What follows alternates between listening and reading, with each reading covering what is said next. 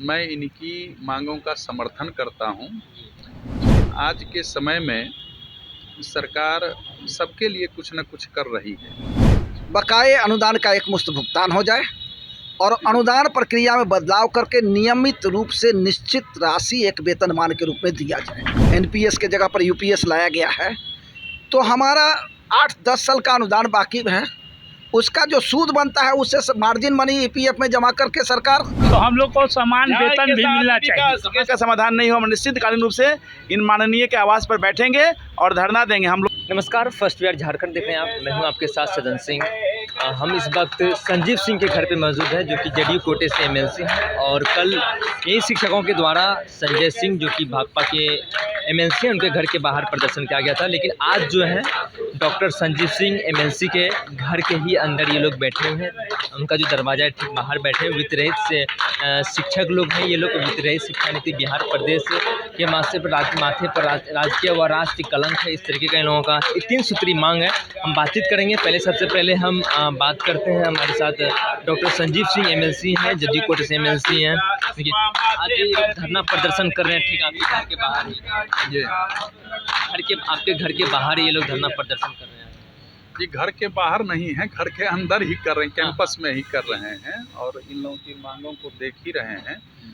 मैं इनकी मांगों का समर्थन करता हूं, क्योंकि आज के समय में सरकार सबके लिए कुछ न कुछ कर रही है और मुख्यमंत्री महोदय का यह सिद्धांत भी है न्याय के साथ विकास का।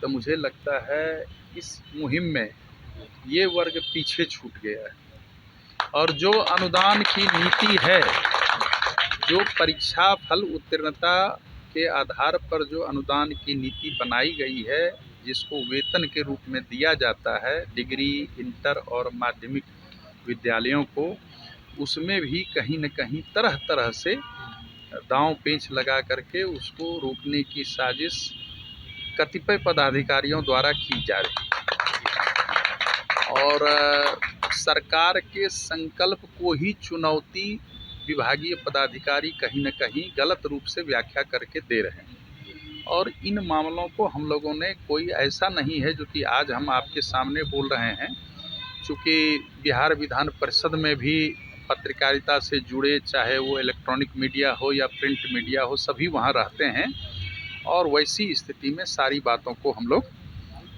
रखते हैं। देखिए, तमाम शिक्षक यहाँ पे, हम शिक्षक से भी बात करेंगे। आप एमएलसी के बात को सुनते, क्या कुछ मांगे हैं आप लोगों की? मांग एकदम स्पष्ट है। यह सरकार ने शैक्षणिक सत्र 6-8 से अनुदान देना प्रारंभ किया। उस समय अनुदान दिया गया था, पहले नहीं कुछ मिल रहा था तो एक अच्छा लगा, लेकिन कोई भी कानून बनता है तो उसमें सुधार की गुंजाइश रहती है। अनुदान दिया गया और पिछले 14-16 से अनुदान बकाया चल रहा है, 8 साल का अनुदान बाकी है। तो मुख्य मांग हम लोगों का है, मात्र 3 मांग है। बकाये अनुदान का एकमुश्त भुगतान हो जाए और अनुदान प्रक्रिया में बदलाव करके नियमित रूप से निश्चित राशि एक वेतनमान के रूप में दिया जाए। और अभी केंद्र सरकार ने यूपीएस सिस्टम लागू कर रहा है, कर्मचारियों पर करने जा रही है। तो हम आग्रह करते हैं बिहार सरकार से और अपेक्षा भी रखते हैं इसी सरकार से कि इसने अनुदान दिया है तो वेतनमान भी इसी सरकार से अपेक्षा है, उम्मीद भी है कि यही सरकार वेतनमान भी देगी। और यूपीएस सिस्टम जो लागू हो रहा है पेंशन के आधार के लिए, एनपीएस के जगह पर यूपीएस लाया गया है, तो हमारा 8-10 साल का अनुदान बाकी है, उसका जो सूद बनता है उससे मार्जिन मनी ईपीएफ में जमा करके सरकार हमको, हमारे कर्मचारियों को, शिक्षक कर्मचारियों को यूपीएस का लाभ दे और निश्चित राशि जो पेंशन के रूप में मिलना है यूपीएस के दायरे में लाया जाए। यही 3 मांग है। सरकार अनुदान के प्रक्रिया में बदलाव करे, वेतनमान की प्रक्रिया लागू करे, बकाये अनुदान का भुगतान करे और यूपीएस सिस्टम के दायरे में हम हमारे शिक्षक कर्मचारियों को लाए। यही मांग है और अपेक्षा भी इसी सरकार से है। हम बधाई देते हैं इस सरकार को जिसने अनुदान दिया है, लेकिन अब सुधार की गुंजाइश है, इसको सुधार प्रक्रिया लागू करें। हम 100 में 60 पढ़ाते हैं पर वेतन कुछ नहीं पाते हैं। क्या कुछ मांगे आप लोगों का? हम लोग 32-35 साल से वित्त रहित सेवा में कार्य कर रहे हैं। आज से हम लोग को अनुदान मिल रहा है, लेकिन अभी किसी को 10 से नहीं मिला है, किसी को 12 से नहीं, 15 साल से हम लोग भूखे कगार पर हैं। हम लोग चाह रहे हैं कि अनुदान के जगह वेतनमान मिले और सरकारी शिक्षकों की तरह हम लोग का भी वेतनमान मिले। आप लोगों का सबसे बड़ी मांग ये है कि वेतन एक होना चाहिए। हाँ, और सब लोग का समान वेतन, समान शिक्षा प्रणाली, हम लोग का पढ़ाया हुआ बच्चा और सरकारी में पढ़ाया हुआ बच्चा, सब लोग का समान पढ़ाई है, तो हम लोग को समान वेतन भी मिलना चाहिए। कहाँ से आए हैं आप? हम पंडित जवाहरलाल नेहरू कॉलेज मढ़ौरा के प्राचार्य हुए। महोदय, वित्त रहित शिक्षक जो बिहार में हैं, आप कई शिक्षक कोटि का नाम सुने होंगे, नियोजित शिक्षक, अतिथि शिक्षक, बीपीएससी शिक्षक। तो बिहार का एक ऐसा शिक्षक है जो पिछले 4 दशक से बिहार के उच्च शिक्षा में अपनी महत्वपूर्ण भूमिका निभा रहा है, मगर यह शिक्षक वेतन से आज तक वंचित है। वेतन तो दूर है, अनुदान इनको दिया गया माननीय नीतीश बाबू के द्वारा, वो भी अनुदान 2016 से रोक दिया गया है। 2016 से अनुदान रुका हुआ है, 8 से 10 साल का अनुदान बकाया है।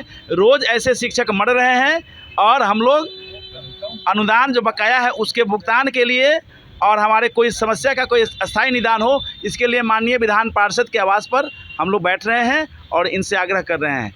आगे क्या रणनीति है आप लोगों की? हम लोग की रणनीति यही है कि हम लोग लगातार बैठेंगे। निश्चितकालीन हम लोग का ये हल्ला बोला आगाज़ है। सभी विधायक और सभी विधान पार्षदों के पास हम लोग जा रहे हैं, अपनी बात को बहुत ही शालीनता के और सहजता के साथ कह रहे हैं। कल संजय सिंह के घर पे गए थे, आज जेडीयू के एमएलसी संजीव सिंह के घर पे आए। हाँ बिल्कुल, संजय सिंह के घर पे गए थे। वहाँ पे माननीय विधान पार्षद डॉक्टर वीरेंद्र नारायण यादव जी थे, दरभंगा के श्री सर्वेश कुमार जी थे।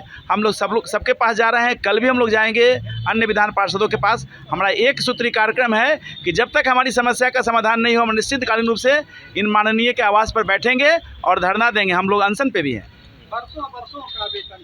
देखिए, यहाँ पे कई शिक्षक यहाँ पे मौजूद हैं। आप देखिए हमारे वीडियो के माध्यम से साफ तौर पर हम ठीक अभी संजीव सिंह के घर के बाहर, संजीव सिंह के घर के कैंपस के ही अंदर शिक्षक लोग यहाँ पे धरना प्रदर्शन कर रहे हैं। इनका साफ तौर पर कहना है कि अनुदान जो है, इनका जो वेतन जो रुका हुआ है, कैंपस के ही अंदर शिक्षक लोग यहाँ पे धरना प्रदर्शन कर रहे हैं।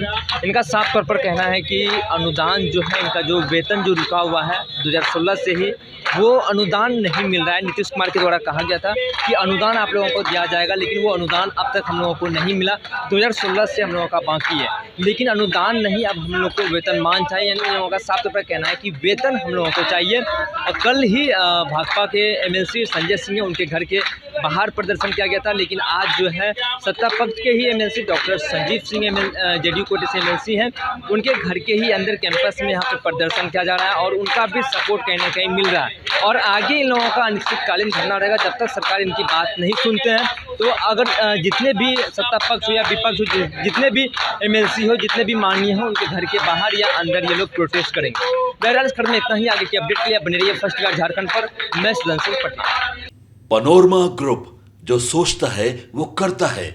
आपके अपने सपनों का आशियाना। ये लो, मुंह मीठा करो। आज मैंने अपना जॉब छोड़ दिया, अब हम पूर्णिया वापस जाएंगे। जॉब छोड़ दिया है? मतलब ये घर कैसे चलेगा? हम करेंगे क्या? और माँ बाबूजी क्या बोलेंगे? इसलिए मैं एक और मिठाई का डब्बा लाया।